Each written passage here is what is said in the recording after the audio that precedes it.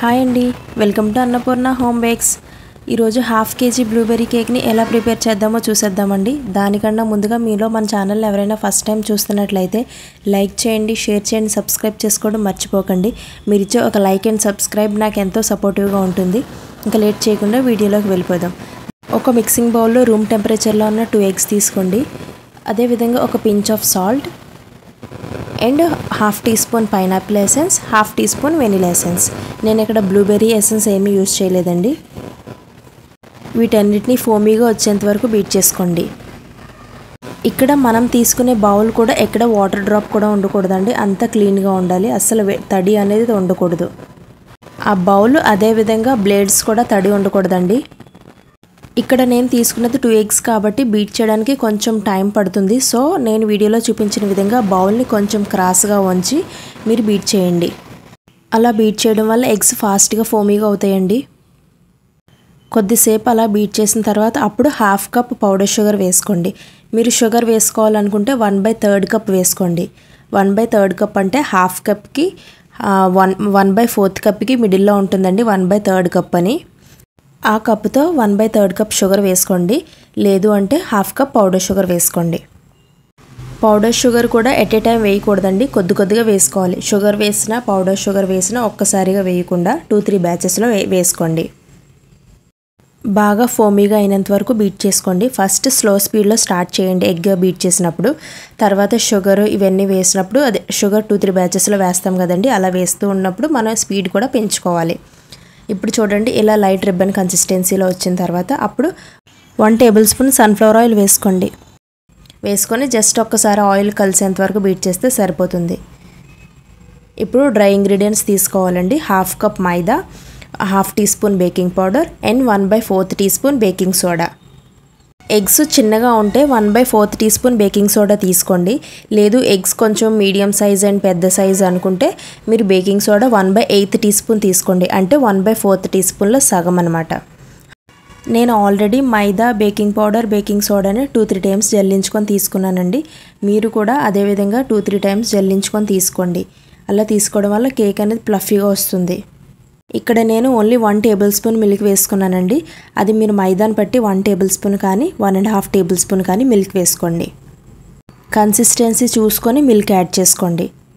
ఇప్పుడు ఈ బ్యాటర్ని నేను 6 inch టిన్లో వేసానండి. 1/2 కిలో కేక్ కాబట్టి మీరు కావాలంటే ఇదే బ్యాటర్ని కేక్ హైట్ కావాలి అంటే 5 inch టిన్లో వేసుకోండి. లేదు కేక్ నార్మల్గానే కావాలి, ఫ్లాట్గా కావాలంటే 6 inchలో వేసుకోండి.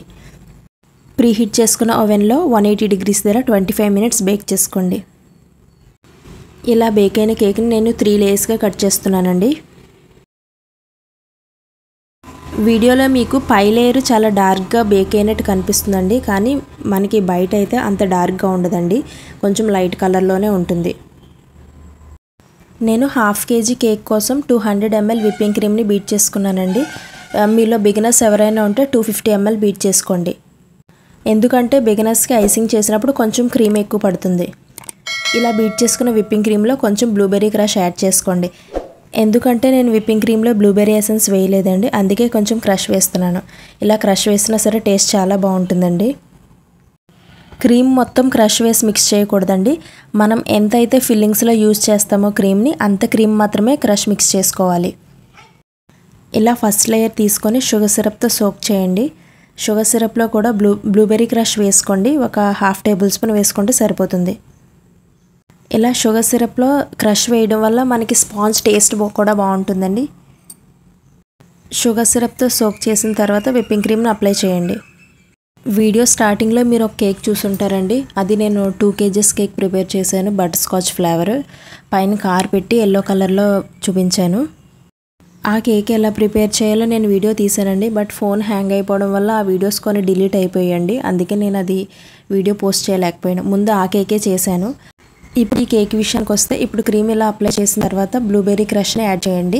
1 టేబుల్ స్పూన్ వేసుకోండి సరిపోతుంది. కొంచెం ఎక్కువ ఫ్లేవర్ ఎక్కువగా కావాలనుకున్న వాళ్ళకి కొంచెం ఎక్కువ వేసుకోండి. బట్ ఈ ఫ్లేవర్ కొంచెం అంటే లిమిట్గా వేసుకుంటే సరిపోతుందండి. మరీ ఎక్కువ వేసినా సరే ఆల్రెడీ మన క్రీమ్లోని కూడా మిక్స్ చేసుకున్నాం, సో చూసి మీరు వేసుకోండి.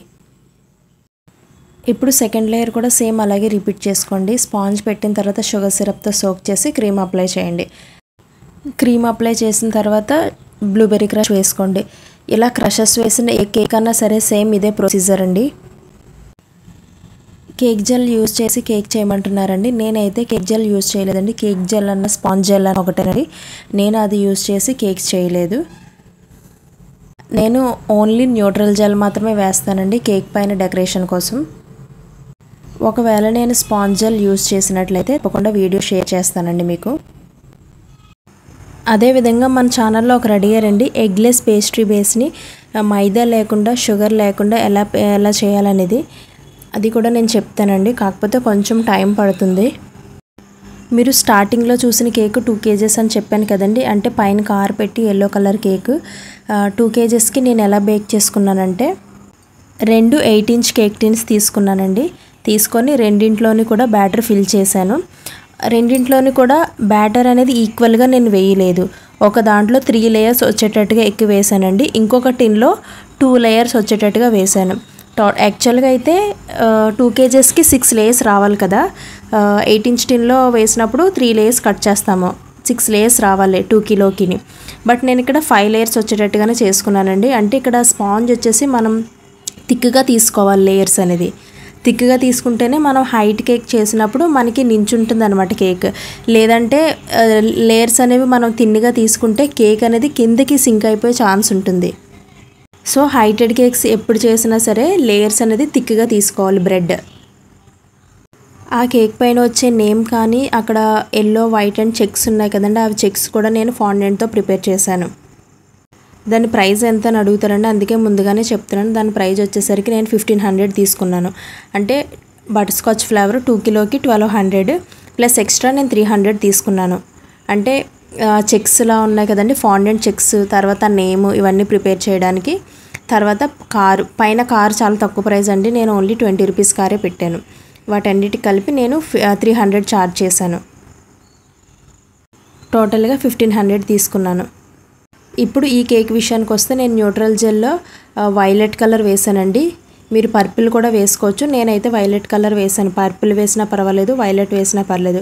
వేసి న్యూట్రల్ జెల్లో కొంచెం వాటర్ వేయండి. వాటర్ కలర్ మిక్స్ చేసుకొని వీడియోలో నేను చూపించిన విధంగా సర్కిల్లో డిజైన్ వేసుకోండి. నేను ఎందుకు సింపుల్ డిజైన్ వేసానంటే వాళ్ళది ఏ అకేషన్ కాదండి, బర్త్డే కానీ యానివర్సరీ కానీ ఏ అకేషన్ కూడా కాదు. ఓన్లీ మామూలుగా ఇంట్లో పిల్లలు తినడానికే చేయమన్నారు, అందుకే నేను ఇలా సింపుల్గా వేసాను. ఈ వీడియోలో మీకు ఏమైనా డౌట్స్ ఉన్నట్లయితే కమెంట్స్లో అడగండి, నేను రిప్లై ఇస్తాను. ఇలాంటి మరెన్నో మంచి వీడియోస్ కోసం మన ఛానల్ని సబ్స్క్రైబ్ చేసుకోవడం మర్చిపోకండి. మరొక యూస్ఫుల్ వీడియోతో మీ ముందుంటాను. Thank you for watching.